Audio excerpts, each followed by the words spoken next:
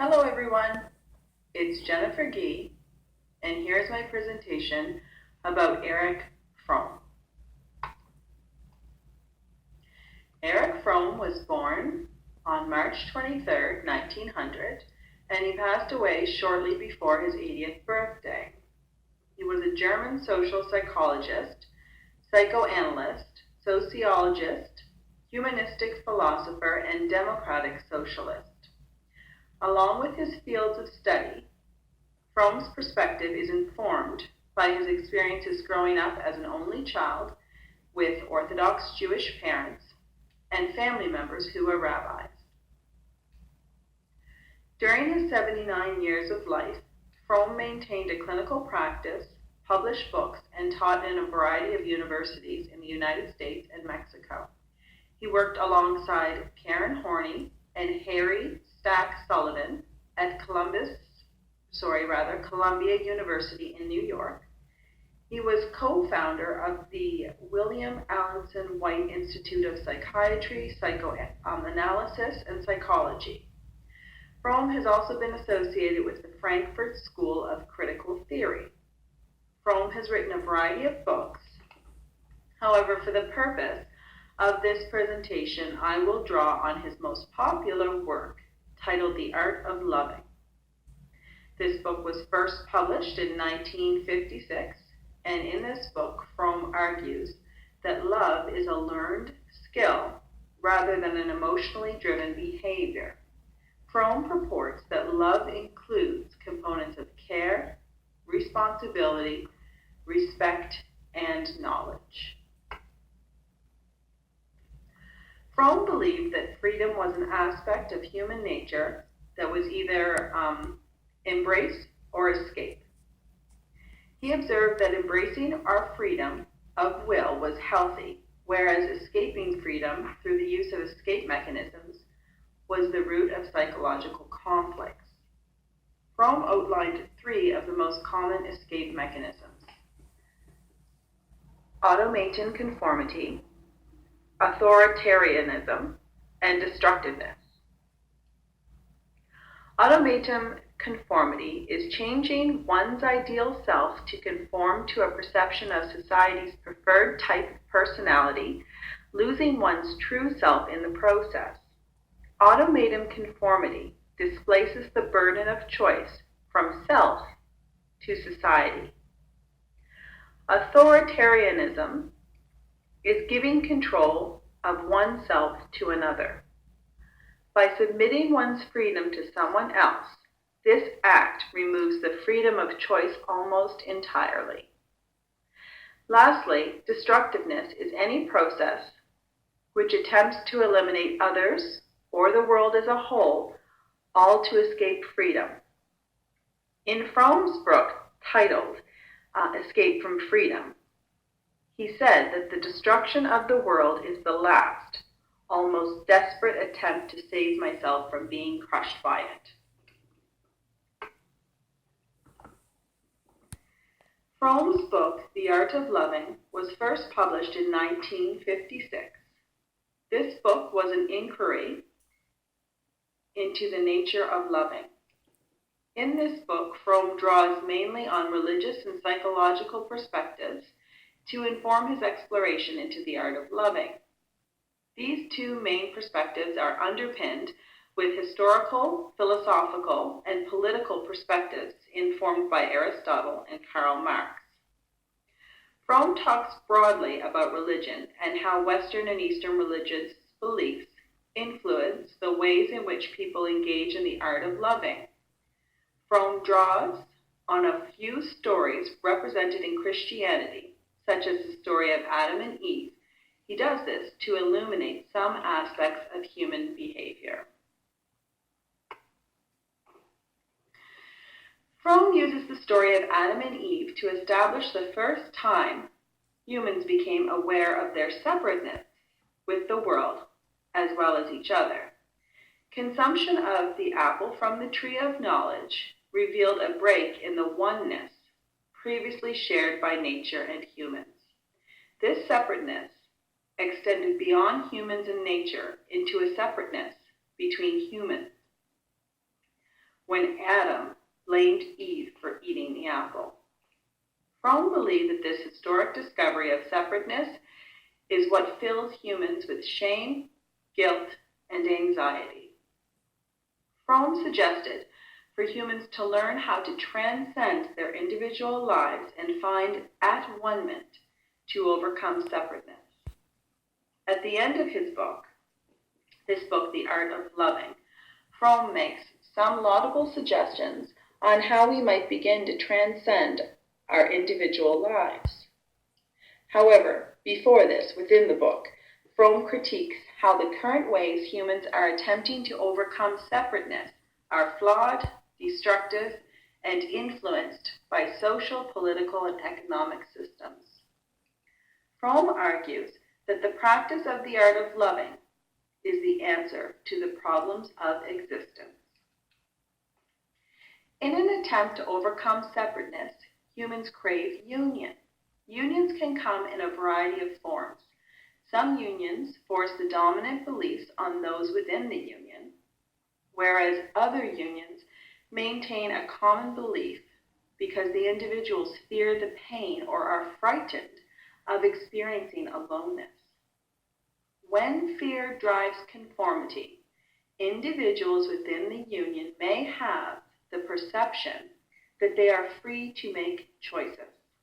However, the perception of freedom is bracketed by someone else's agenda. For example, people may seem to have the choice to eat expensive healthy food or cheap unhealthy food. At the same time, not everyone can afford to eat healthy food, nor can some people afford to eat food at all. Fromm's investigation begins with the psychological analysis of love at various stages in life.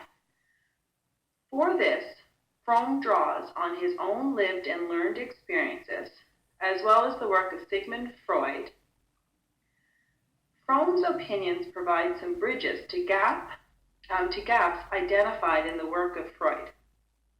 In this part of the book, Fromm also draws on Spinoza, who was a social and metaphysical philosopher. Fromm considers how love has been influenced by lived experiences, specifically lived experiences of love as it relates to members in a family. He talks about brotherly love, love with the father, patriarchal love, and matriarchal love. Excuse me. As well, Fromm relates how love is influenced by Eastern and Western religions. Fromm contends that love is an activity rather than a passive affect. For example, love is about giving rather than receiving. Likewise, love is about standing in for rather than falling for somebody. The passive effect of love is considered an immature love. This affect supports notions of I love you because I need you, and I am loved because I am. On the other hand, the activity of love denotes a mature love, one that encourages thoughts of I am loved because I love, and I need you because I love you.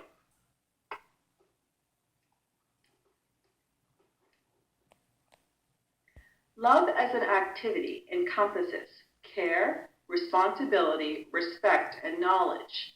Love is an activity which encourages us to appreciate oneness rather than sameness. Everyone is an individual who represents multiple perspectives which are influenced by different biological makeups and lived experiences. At the same time, despite our differences, we should all attempt to love each other in the same way. Another point to note is Fromm's analysis of love and self-love. According to Fromm, my own self must be as much an object of my love as another person.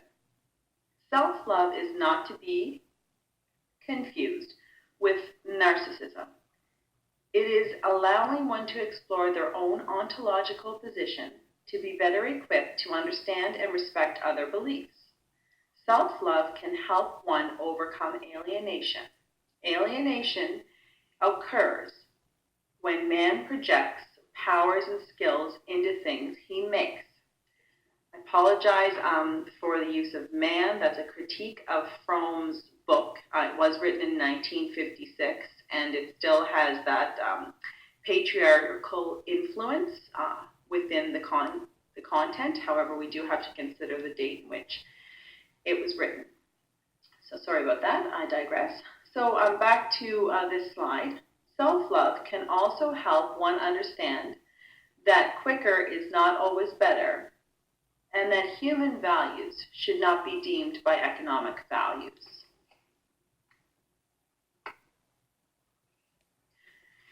So how do we get there? How do we practice the art of loving? While there is no set prescription for how one should practice the art of loving, it is a personal experience for each individual. At the same time, 4 main elements can be recommended to help individuals practice the art of love. These 4 elements are discipline, concentration, patience, and supreme concern. Those 4 elements are outlined in more depth in the book. However, for the purposes of time, I'm going to just list them on that slide. So how does this relate to adult education, lifelong learning, and research? To answer this, I would like to demonstrate how the art of loving mimics many aspects of what I'm going to term the art of practicing meaningful research. At the end of his book, Fromm calls for individuals to be open to your own inner voice. For me, this relates to how a researcher positions themselves within the research study. Fromm also talks about how the art of loving is a lifelong process and how we learn other and often disconnected things before one starts with the art itself. This, for me, describes my PH journey so far. Even so much as the readings we are doing, sometimes they link more or less strongly with my perceived research topic, similarly research question. In addition, we are all studying very different areas. At the same time, there are many overlaps in our experiences and aspects of our research designs. Fromm also states that all of us have an unobjective view of the world, one which is distorted by our own narcissistic orientation. He also says, love is dependent on the relative absence of narcissism. It requires development of humility, objectivity, and reason. One must have faith in their rational reason, which is grounded in one's own experience of a thought or feeling, regardless of an opinion expressed by a majority or a dominant perspective. The sooner we can realize we are all biased, along with how our bias informs and influences our research, the better we can become at this art of conducting research. In turn, the better we can become at the art of loving.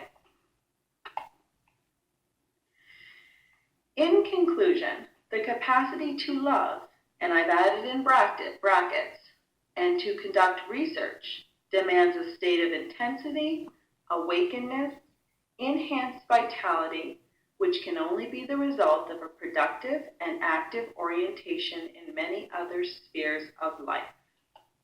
Thank you for your time. I look forward to hearing the other presentations, and my references are on the final